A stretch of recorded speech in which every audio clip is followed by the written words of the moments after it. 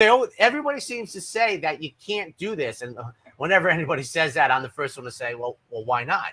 Let's see where this goes. Let's see how it seeks its own level. That's true. When you talk about extending the meet, I often think many naysayers. Well, I often think you kill the goose to lay the golden egg. But with what you're saying, if you kick the CAW players out and you realize that doesn't work, they'd all come back. You wouldn't kill the goose to lay the golden egg. If it didn't, they'd all come back. So I think you probably could try it for a while. I don't know. Could. Everybody says you can't. Well, how do we know that? How do you know we can't? And because the data, the other data they said where the retail player, we'll call them, is, I don't know, 1/3 what it used to be.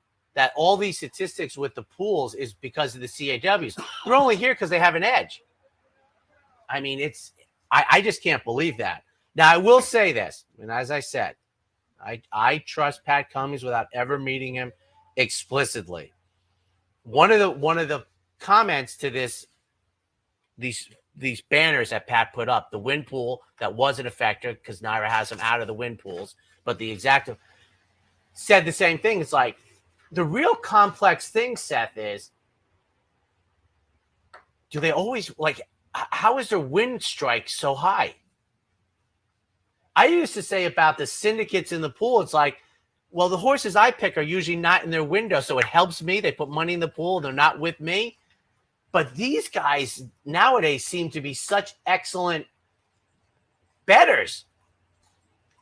I mean, I don't know. I think you see the ones they win. But right. The fact of the matter is with the rebates, they don't have to win all the time. No. They're looking to win a certain percentage, but the rebate puts them over, sends them from the red to the black. I know players. I think you hear a lot about those situations, but I will say clearly aren't winning. The only question I would ask Pat is, as I said about when my two favorite people in the world are asleep, I would like to see every combination in every race. I would be happy to go through it.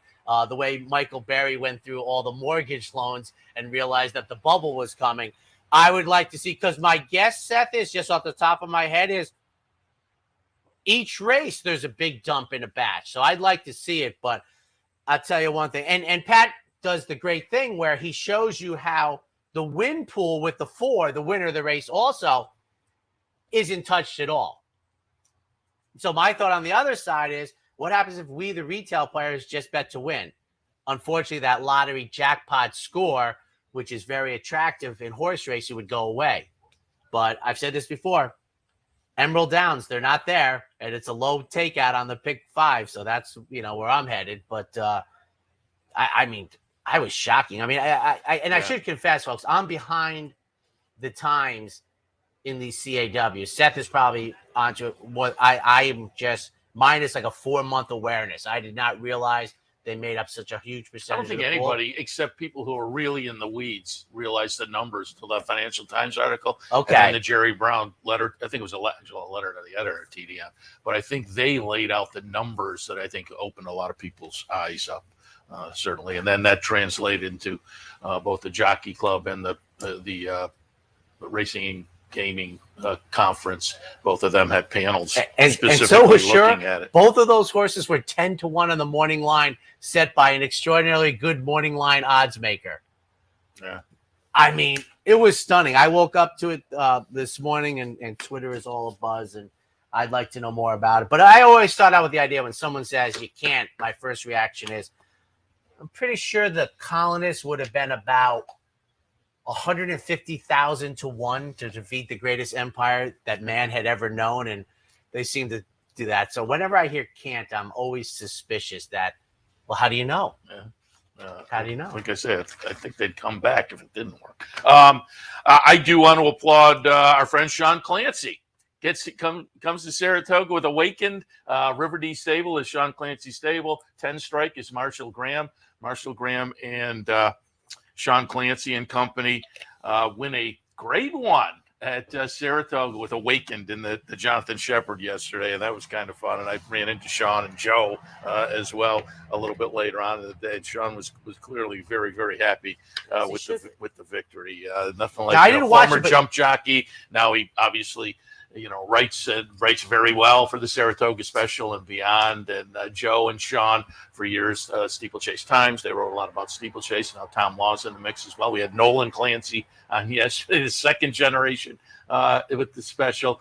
But Sean, again, as a retired jump jockey, I'm sure that was just, as I say, you could see it reflected in his expression yesterday. So again, congratulations to the team getting the grade 1 at Saratoga with Awakened. Might be a finer writer than he was jock. I mean, he was a good jock, but boy, he's an exceptional writer.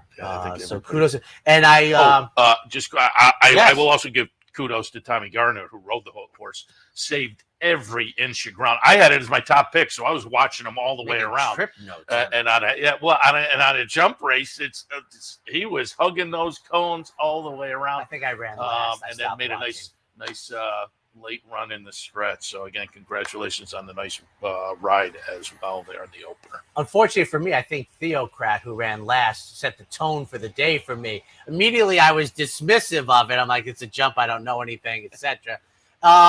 And I was not paying sharp attention. But did Janet Elliott give out the trophy? Yes. Very nice. Yes. And in fact, I ran into Sean and Joe walking down the stairs at the clubhouse with Steve Bick. And Steve had us all get together and get a picture because that's his thing. And then Janet Elliott walked up. And so there was a little conversation with Janet Elliott as well. So, yeah. Then she did present the trophy. And for those who don't know, I mean, Jonathan Shepard, this was his kingdom. Janet Elliott was the first one about 30 years ago to really make an inroad. And I thought I saw her in the paddock. Yep. She gave out the trophy. It's time for the DePaula play of the day, or you want to do the promo? Oh, yeah. Let me pop on the promos first. Today, Clubhouse Racebook Prize Wheel Day. Oh. You got to love that. Yes. You go down, you put your name in the hat, you could potentially get to spin the prize. I will say yesterday they had the players' bankroll down at the clubhouse. They had 2 bankrolls, the VIP and the regular bankroll. Everybody made a nice little score yesterday, so congratulations to the bankroll players at the clubhouse yesterday. But today, maybe you get a chance to spin the prize wheel for a little extra something. Don't forget today over on the front side here, Thursday means low rollers, so keep that in mind. Low rollers, always a lot of fun to kind of get your feet wet in the contest game. And if you like the contest game, then on the weekends we have the tourney bets at OTB. But prize wheel today, tomorrow, it's the Trifecta Challenge at the Clubhouse Racebook. Also, the Bounty Bet returns. Somebody hit it last week, so we reset at $500, but play the late pick 5 with your Capital OTB bet account. You're in for a shot at that. Tomorrow also, it's barbecue at the Clubhouse Day. Stop by between 1 and 5. $10 gets you burger, hot dog, baked beans, coleslaw, I believe was the third thing, but the fourth thing, there's a nice plate of food there. Always a great way to spend your Friday afternoon. Clubhouse Racebook barbecue available. Travers Day, Fan Appreciation Day at the Gallup Inn. If you're a patron there, stop by so we can say thank you to you. Food, contest, PPs and whatnot. Gallup Inn on Saturday. Saturday, the $100 Play the Board contest at the Clubhouse Racebook, and Sunday, double promo day at the Racebook. We'll have plenty of time on Saturday. I've heard you have some guests in about the 3-year-old pitcher and everything. And I was thinking, I like to disarm in the Derby. Ran 4th, right? What happens if I don't fancy him. What happens if Disarm wins the Travers Stakes? It's just the way things are going. I don't think hits the board crazy. Highest in the Breeders' Cup Classic gets the trophy. Because I have to say, I wish I was 100% wrong with this, Seth. But I think I think many of these horses, their next stop's going to be the Breeders' Cup. Yeah, you're probably right. So I'm like, if Disarm throws his hat in the ring, as it were, you're going to have 7 horses. So it'll be like the 2000 Breeders' Cup. The 3-year-old that finishes the highest in the Classic, you get the trophy. It's Thursday, so it must be Steve Bick with the play of the day, who I think hit yesterday. He got it yesterday, Laurel Valley, right? Yeah. So let's. When you think trucks, think DePaula. Then come join the family for value. Just visit, call, or click. This week, Chevy Silverado is just $539 a month with 0 due at inception. Yes, 0 down. So come join the family and think DePaula for all your automotive needs. Hey, everybody. Steve Bick back with you for the DePaula play of the day, coming off of Wednesday's win with Laurel Valley. And Laurel Valley was 5-1 on the morning line, fifth choice, ended up going off, I think, as the second choice at 5-2, and ran a terrific race for Mike Maker and for Kirk Wyckoff. The opportunity on Thursday in the play of the day comes in the Boston Spa. This is a really competitive group for the grade 2 mile and a 16th on the inner turf. We are going to get rain at some point tomorrow, but I imagine this race will be safe to run on the grass. There's a now horse in here for Chad Brown and Seth Klarman, the Klarovich runner, Consumer Spending. If you heard Chad with me on Monday, we talked about how Consumer Spending has really made a forward move at age 4. The problem with Consumer Spending in the Boston Spa is price. 3-1, and is absolutely going to vie for favoritism with stablemate technical analysis. There's also the presence of Jumbly for Joseph O'Brien. The thing is, there's a horse at 8-1 in Surprisingly, the 5, Javier Castellano for Shug McGahee and the Phipps family. Surprisingly, has been beaten 3 straight, has finished behind Consumer Spending in 3 straight. I think there's a chance she turns the tables in this spot. And Castellano is part of that, not to take away from Paco Lopez, who is not incompetent. He's aggressive, but not incompetent. Castellano, 8-1, surprisingly, has been within a neck and 2 half lengths of Consumer Spending, who's going to be probably 5-2.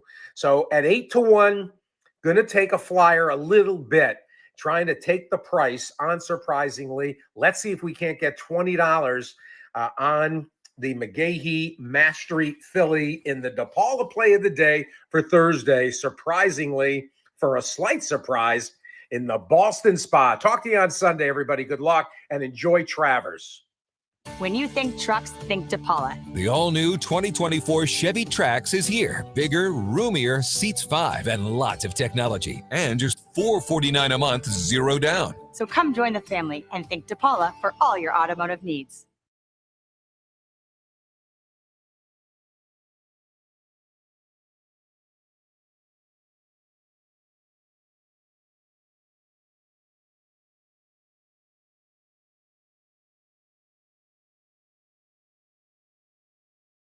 And welcome back, ladies and gentlemen. 10 race card on the eve of the eve.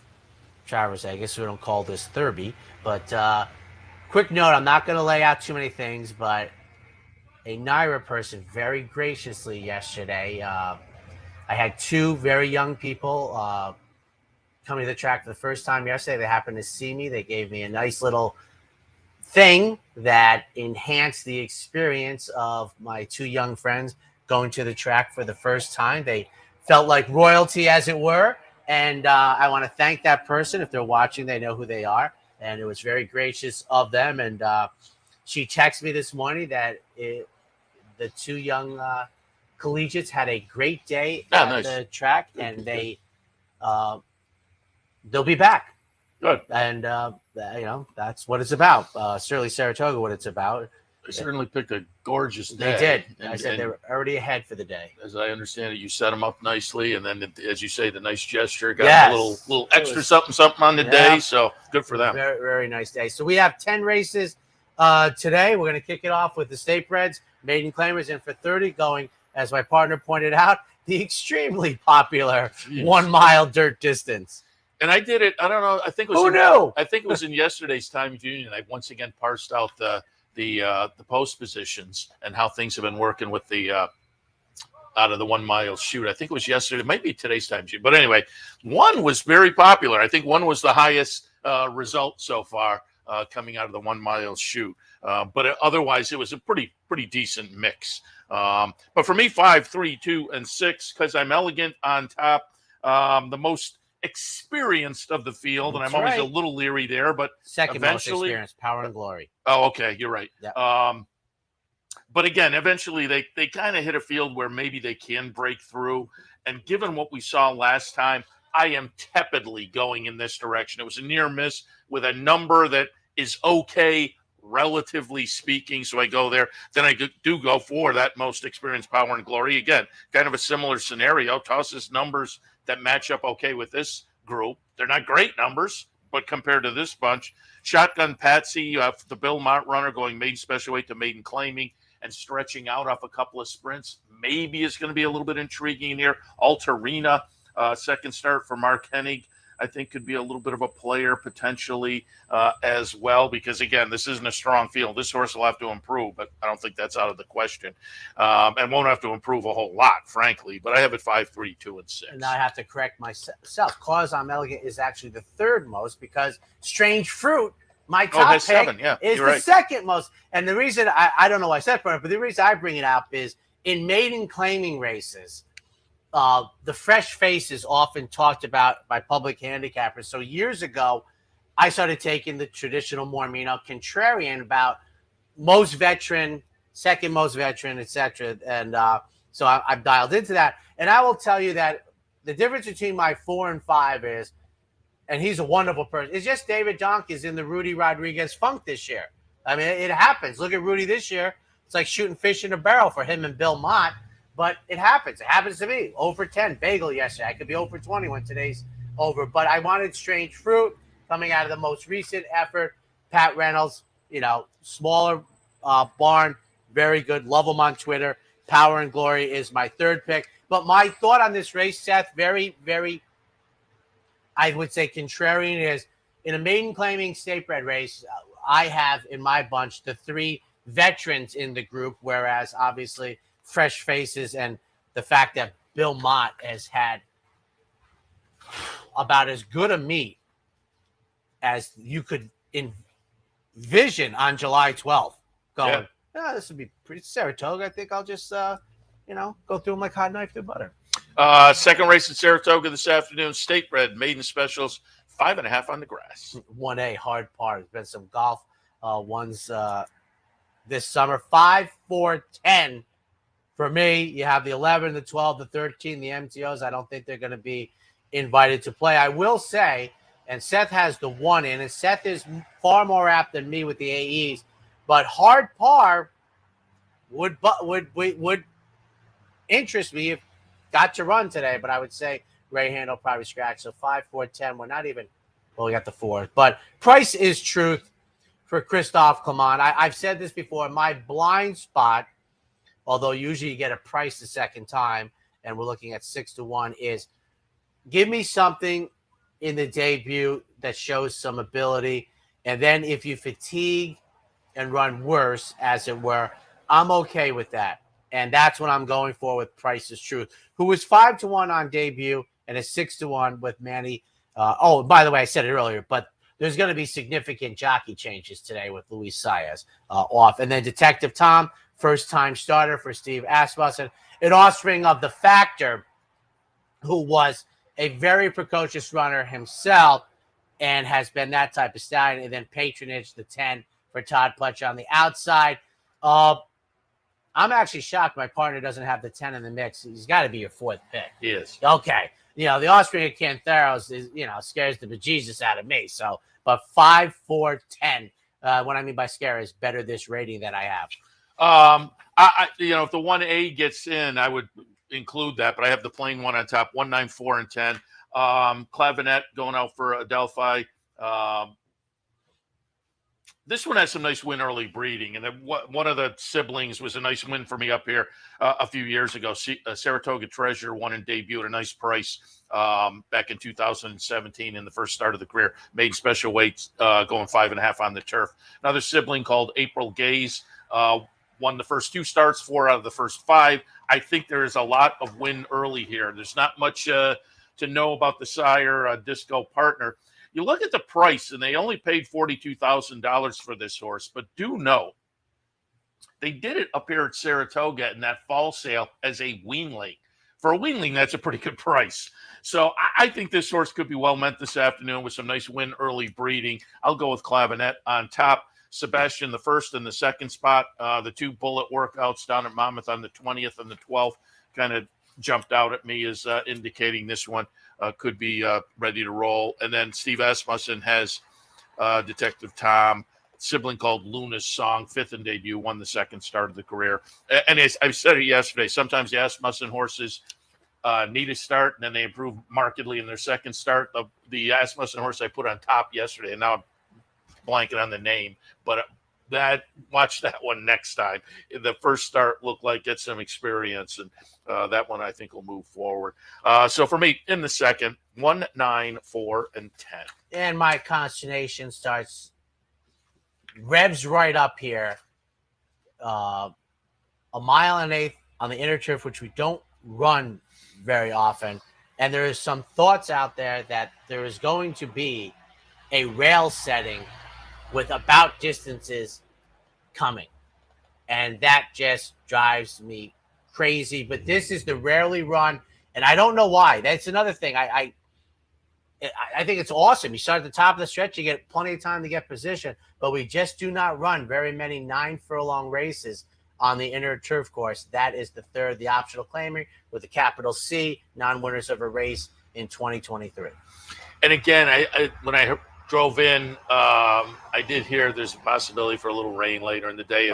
If there is some rain, I did not take that. I don't think it's a huge possibility, but there is a possibility. Thank you. But I have dirt picks on the website. Usually the crawl shows my dirt picks. Wow, as well. Seth. Oh, that's all. But I have it 6, 3, 2, and 4. Karamata on top.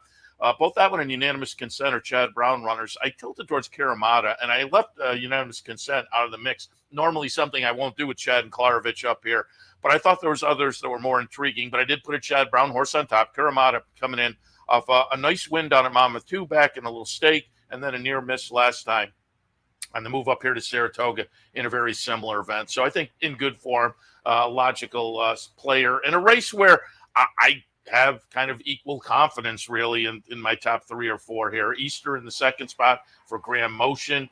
Similar scenario to the top pick, 1-2 back, ran nicely on the move to Saratoga last time, finishing just behind Karamata. And then Safe Conduct. We ran the King's Plate this past weekend up at Woodbine. Safe Conduct for New York-based Phil Serpe won the Queen's Plate 2 years ago. And I think on a best effort, becomes interesting in this mix. It may be a little bit of a price. So for me in the third, 6, 3, 2, and 4.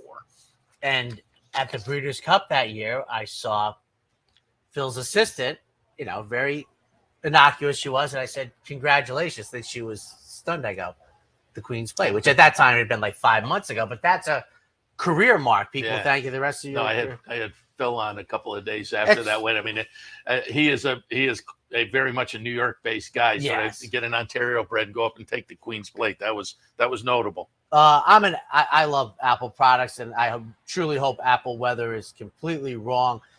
Today, 70%, 80% tomorrow, 30% on Saturday. But the thing about today is they're reporting it commencing at 7 p.m. But that's a bad weather forecast for tomorrow. So let's hope they're completely wrong after today. Hopefully they'll be right today that the weather is later. Wide open race. Set 3, 5, 6 for me. Easter for Graham Motion. The most recent effort, I think, kind of lost its best chance at running well early in the race. Hopefully that's behind us, and Easter scores the victory with Flavian Prat aboard, who was aboard 2 races back, got the W in the 2X. Unanimous consent. I did not have the courage to leave unanimous consent off, and then Kumar, as your top pick, is the horse to beat in here with IRAD, but 3, 5, 6. I think I heard somebody on say, I forget what it was, but it's your guys yesterday, Tim and Dale. It's a grade 3 allowance race. Oh, I like that. Now I'm going to use that line going henceforth. But and I thought I was thinking that. I thought in the second or third race, was it? I thought it was Dale's Lucky Charm having him on the show because his horse, which we talked a little bit about on the show, race now, ran very, very well, and then just got caught at the wire. But, the Dark Horse Play of the Day? Dark Horse Play of the Day, 8th race today, brought to you by the Dark Horse Mercantile in downtown Saratoga, right on Broadway. again, highly recommend swinging by. You'll enjoy your walk through the store. Say hello to Maddie and Marianne. Saw them at the barbecue a couple nights ago with their Dark Horse tent and upset the mini horse. But again, you can stop by the Dark Horse on Broadway. They're open late down the street as well. Impressions of Saratoga, their sister store. But today's Dark Horse play today, race number 8. I got to get one of these. We scratched yesterday. I've had a few. It's been a little kind of a frustrating week and a half with the Dark Horse. But Jackie the Joker, 8th race today. Claimers, 6 furlongs, 10-1 on the morning line. I thought Jackie the Joker, now clearly off the last race, no. But you look down the page, and there are races that are good enough, and I think match up nicely with this field. I don't think there are any other horses in here who particularly stand out. To a T is 9-5 on the morning line. I think because of the class drop, but Orlando Noda, the trainer's a little cool at the meet, and the numbers this horse has been firing against better don't stand out in this field. So on the class drop, yes, maybe To a T will have an edge. But I just thought this horse was pretty evenly matched, and I thought right in that mix was Jackie the Joker. And to me, on a best effort, maybe stands out. Now, will we get a best effort today? I don't know. But if Jackie the Joker can fire a good one, I think perhaps has an edge at a little bit of a price. Today's Dark Horse play of the day, race number 8, horse number 4, Jackie the Joker. Take a quick break. When we come back, the middle pick 4.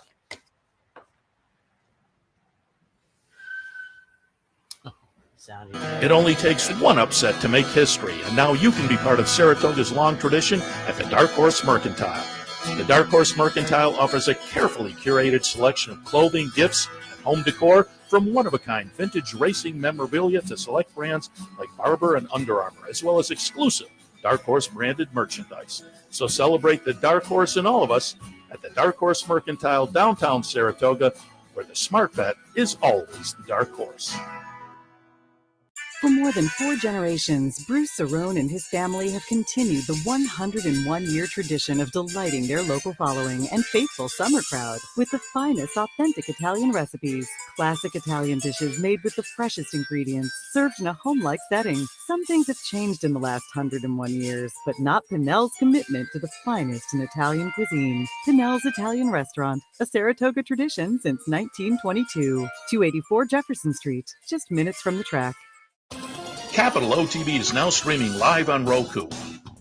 The RTN Racing channel on Roku lets you watch OTB TV live through your Roku device or your Amazon Fire Stick, rather than being limited to computers and mobile devices, which means you can now watch OTB live wherever you are. Simply open Roku, scroll to find the RTN channel, then click on OTB TV. OTB TV on Roku. Try it now. Welcome back to the Handicappers Report. Seth, Merrow, Anthony Mormino live right in front of Clare Court. We've had some horses working out already this morning. I did an update coming up top of the hour, Racing Across America. Kevin Cox will join us, the Brooklyn Cowboy. We'll take a look at some action for today with Kevin. Dave Grenig will jump in. Dave, of course, part of our daily Racing Forum rotation, doing the workouts with Mike Welch. We always tout picking up the workout reports. So we'll see if something happened this morning, notable. But otherwise, we're going to hit on the upcoming stakes with Dave. Really great edition of the Personal Ensign coming up tomorrow. And then, of course, a great stakes day on Saturday with Dave Grenig. And then Tyler Gaffleone will join us. We're having a really nice meet. We'll talk about some of his wins. He's got some nice horses coming up on the weekend as well. So all of that top of the hour Racing Across America. But right now we jump back in with race number 4. B-condition claimers going, hey, the 1.5 turn mile. And hopefully Tyler will be very sharp at approximately 2:52 this afternoon, as I am 2:65 in what I think is a wide open short field race in Union Lights. First off the claim for Jim Ryerson off a good effort, going 9, shortens up to 8. Complete agenda. The race goes through the 9-5 shot. Tom Morley's runner, looking to get a fast racetrack for the first time, going back almost 4 races. And for third, one of the 3-year-olds, or maybe the only 3-year-old in here, is Empire Ride. First off the claim for Jeffrey Engelhardt, 265. I thought, I agree, complete agenda, 9-5 on the morning line might be the one to beat, but I thought that one and Classic Mark were pretty similar. So I tilted towards Classic Mark. Classic Mark has better recent form because Complete Agenda did toss in a clunker last time. Now, it was an allowance company. It was on a sloppy track. There are back races that are pretty good. But I thought this scenario was interesting for Classic Mark. Claimed 2 back at 30,000, and then moves into the Linda Rice barn. They go into a starter 50 and win it. So they put some nice money in the bank, and now they're like, let's drop back down to a more competitive level that we left when we were claimed. And so I think on the scenario of winning, putting some money in the bank, and now going back down to this level in good recent form led me to Classic Mark on top. Complete Agenda, again, another one moving back into the claiming ranks, is very eligible to rebound to a very good effort. And stepping out of some state-bred optional claimers, I think, might be a potent move for Big Bobby. The seasonal debut, though, it's one of those where I could go either way with this one. We'll learn more about Big Bobby this afternoon, and if that last was an indication or that last was an aberration. We'll see how it plays out. 4th at Saratoga, 3, 6, 7, and 4. 5th race on the card, state-bred 2-year-old fillies, maiden specials going 7.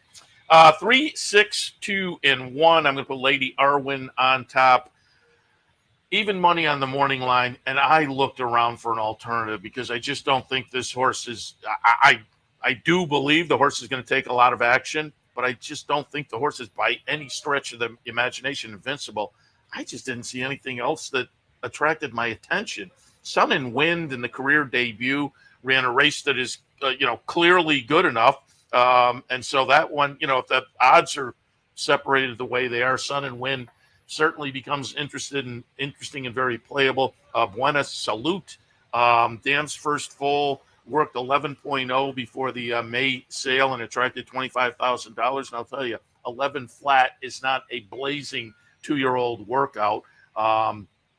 The dam was kind of interesting. She started racing, and this is her first full, but she started racing in 2014, didn't wind up a racing career until 2020, hence maybe a little long in the tooth, but this is only her first full. So we'll see how that one plays out. Hold Her Close by Salamini, maybe a little bit intriguing. But again, I don't have big confidence in Lady Arwen. I just didn't see any alternative that really attracted me. 3, 6, 2, and 1. Order of the 6 ring a bell? No. Okay. Introduced himself to me many years ago, actually sponsored my picks, for which I was very grateful. Downtown? That is Mr. Saratoga Springwater. Oh, okay. Adam Echo just came up to me. He said, liked his work. But you see the SSW for the silks. Obviously, his cobalt blue are his silks. And he's had some good runners before. I'm sure they'll talk him up on Talking Horses. But I think he's live. It's my top pick. I've talked about the debut, the regression. The regression had some trip notes. And you move forward. They had blinkers, the 3rd career start. I'm on the outside with Flavian Pratt, Sun and Wind, my top pick. Underneath at even money. I mean, to me, if you talk about stuff, right? So Lady Arwen runs a 42 on debut. Sun and Wind runs a 42 on debut. They're even money in 6-1. Awesome check for 3rd. Intriguing race, but once in a while we strongly root for people. And like I said, he just introduced himself and he said, I like your work. And he ended up sponsoring a whole summer pick and obviously continues that. I like to tease him because I'm one of apparently the only people that remember when the Saratoga Springwater didn't have a cobalt blue bottle. Most people don't remember when it was clear. And on the side, it said you could read Saratoga water if it was laying down flat. And then brilliant marketing with the cobalt blue, but I'm 60. 6th race today, optional claimer, non-winners of 2 other than 5.5 on the grass. Interesting to see where Seth went here because I think I could have looked at this race until I went on the air today, and I don't know I would have been any closer. I love these races. I mean, Skullbusters, I think that horse paid about 150. It's wide open to me. It's a full field. We got 8. I mean, I'm 5'4". I can't believe we landed on the same horse. I mean, I think there was 8 different ways you could have gone in here. High Oak entered MTO. However, I ran into Lee yesterday. He's quite excited. Yeah, he's going in the stake on Saturday. Right. Yeah. He said that because of the small field, they're gonna. What is it, Forgo, right? Yeah. Yeah. Take a shot. 5-4-1. Well, we agree on the top pick, and then we completely go. following it up a W to when you go to the next level, the 2X, it's not easy. But I have to tell you, it's Bill. It's all athletes are this way. Bill Mott is the hot hand. I mean, and I'm 6-1 in a race, and we got Tyler Gaffleone. I'm hoping to have a big day with them. Fluid situation for second. John Terreno, I think he had a winner yesterday. Right? I'm not. It says 1 for 13. I think John had one yesterday. Yeah. Skylar Starship. Yeah, Skylar Starship. And then part of the entry scheduled break for the number 3 post position. I think that's important. Is the 1. So 5-4-1. And to me, even though the 2 public handicappers on your set agree, I think it's crazy wide open good. I also was Sasua Summer. I just thought in good, maybe even improving form, but came up to Saratoga, tossed in a very good effort. Lifetime best buyer figure. And I think just in good form right now makes a lot of sense. Second spot Into the Sunrise, 10-1 on the morning line for the Morley runner that won a similar race last time. This is one of those where I say, why not right back to run very well again in a similar spot, has plenty of early speed, and seems very playable at perhaps a decent price. And send by in the third spot. Third start of the year, little improvement, start 1 to start 2. Could be primed for another good effort. Christophe Camacho, Rosario, and getting 5-2 there. Is that 5-2? I'm assuming probably the fit. No, Oxmoor, the entry there, the 2 entry with Artemis City Limits. They're 2 rare double entry. So for me in the 6th, 5, 8, 6, and 2. Take a quick break. When we come back, the late pick 4.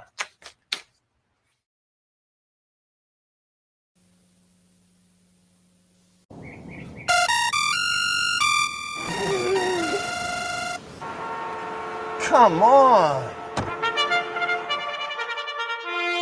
I want sales reports on my desk by Monday. Whoops.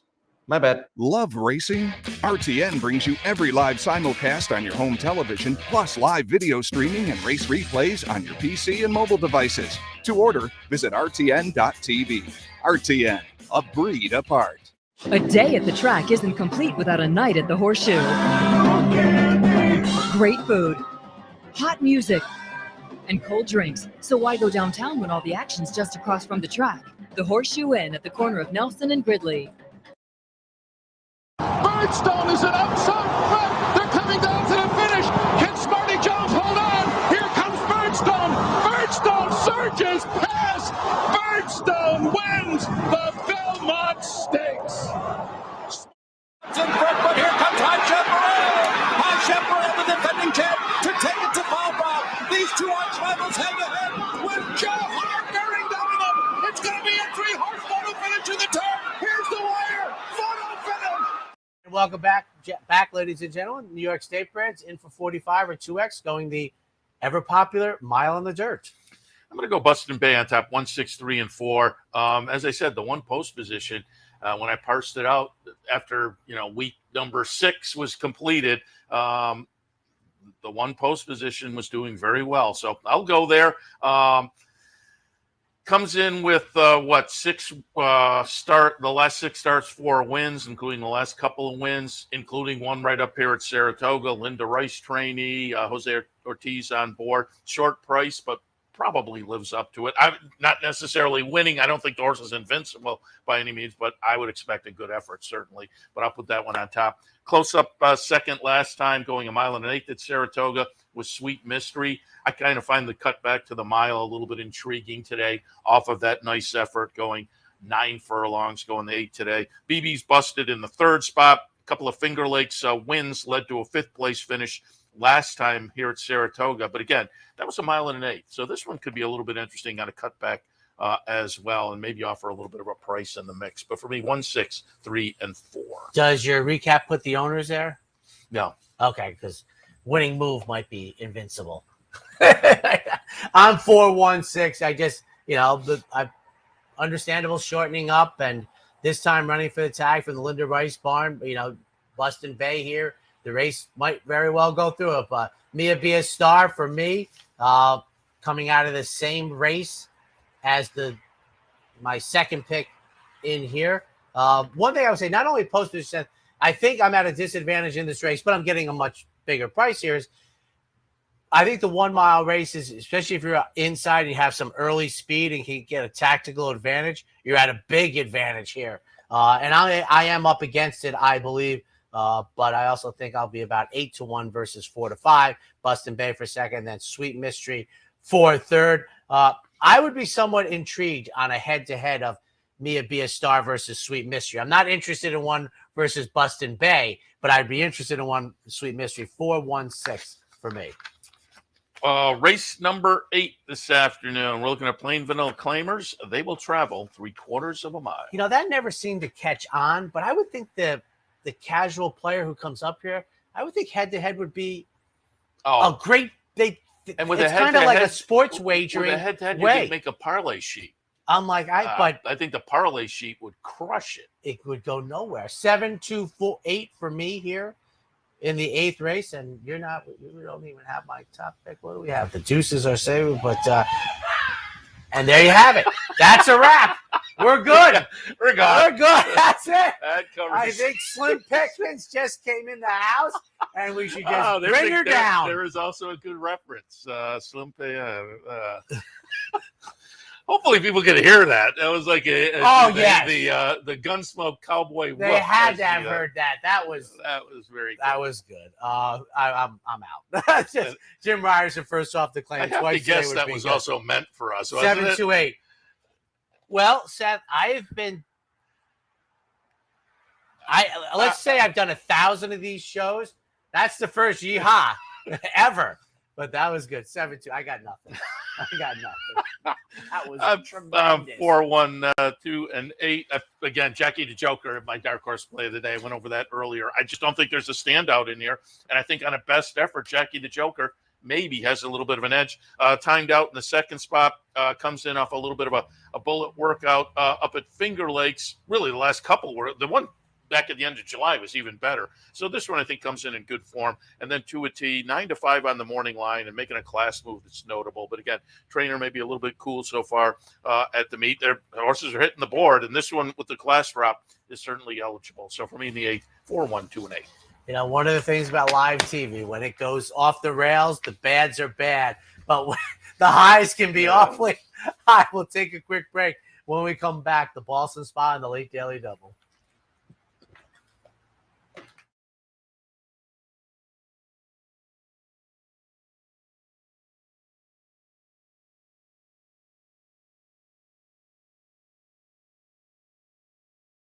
In 1-year tradition of delighting their local following and faithful summer crowd with the finest authentic Italian recipes. Classic Italian dishes made with the freshest ingredients, served in a home-like setting. Some things have changed in the last 101 years, but not Pinnell's commitment to the finest in Italian cuisine. Pinnell's Italian Restaurant, a Saratoga tradition since 1922. 284 Jefferson Street, just minutes from the track.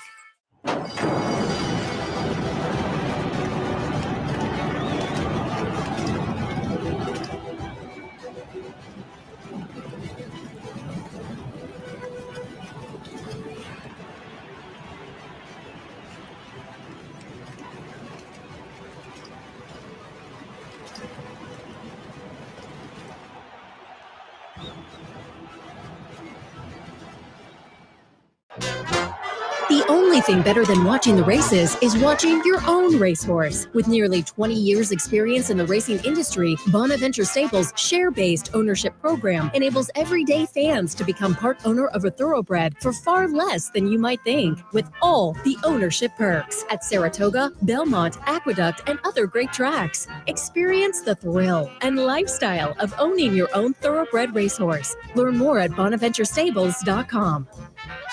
Welcome back, ladies and gentlemen. Time for annually one of the, I think, finest races on the card. I don't know if it has the ability to get to grade 1 someday, but the Boston Spa through the years, some terrific winners. And I think this year's race is outstanding. We talked Steve Bick's play of the day, surprisingly. And I said to Seth that I can't think of too many horses running now that run in the Phipps colors, the famous black cherry cap. I know I saw him the ownership the other day with their cousin, but they ran in their cousin's silks. But surprisingly, we do this year round, and in the winter we kind of go to Tampa and Gulfstream Park for the second track, and they won a stakes race down at Tampa. But I don't see too many Phipps color bearers, and it's Steve Bick's play of the day. So the Boston Spa. And I have no argument against surprise. They Yeah. put down the 4 spots. It's absolutely in 8, this. 2, 4, and 5. I just thought technical analysis looked so good in the Della Rose up here earlier in the meet. I just find it hard to get past that horse given what we saw that time.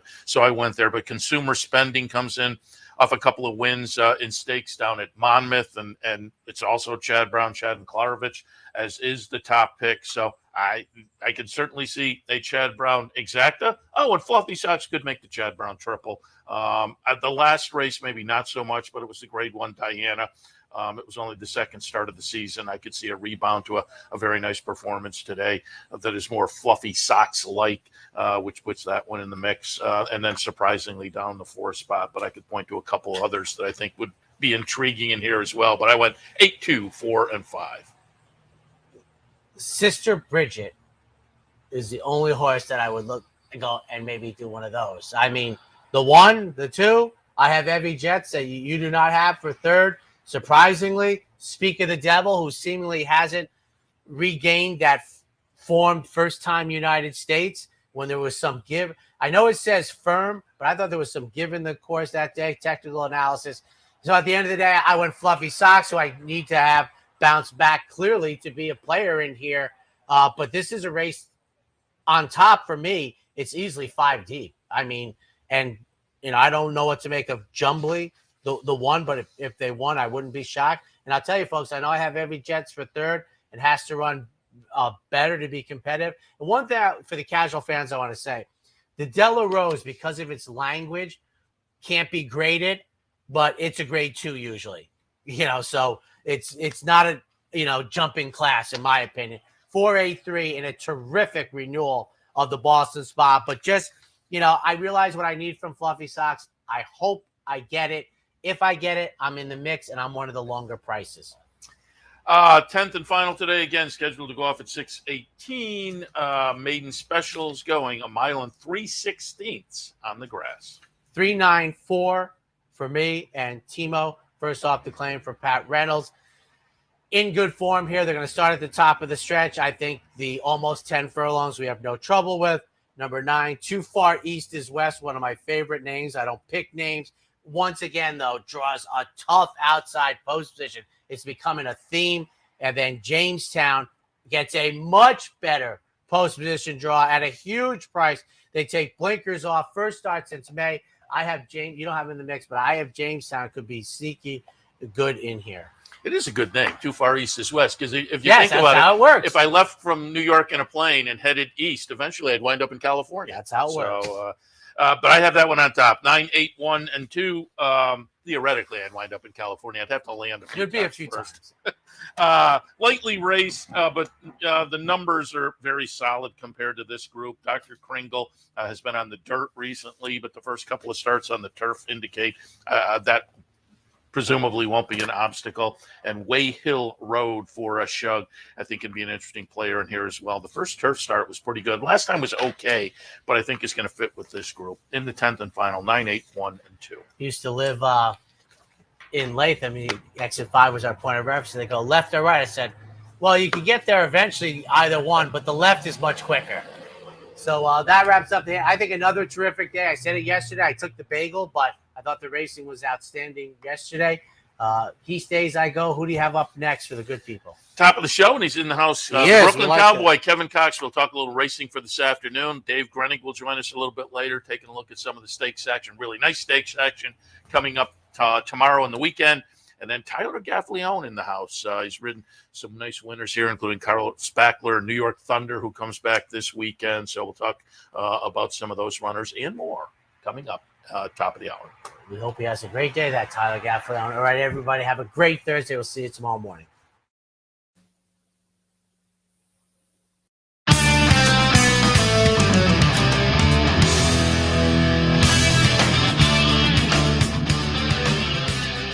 You've been watching the Handicappers Report. The Handicappers Report has been brought to you by Thorough Pace, premium racing analytics, allowing bettors to identify races with extreme pace scenarios in a matter of seconds.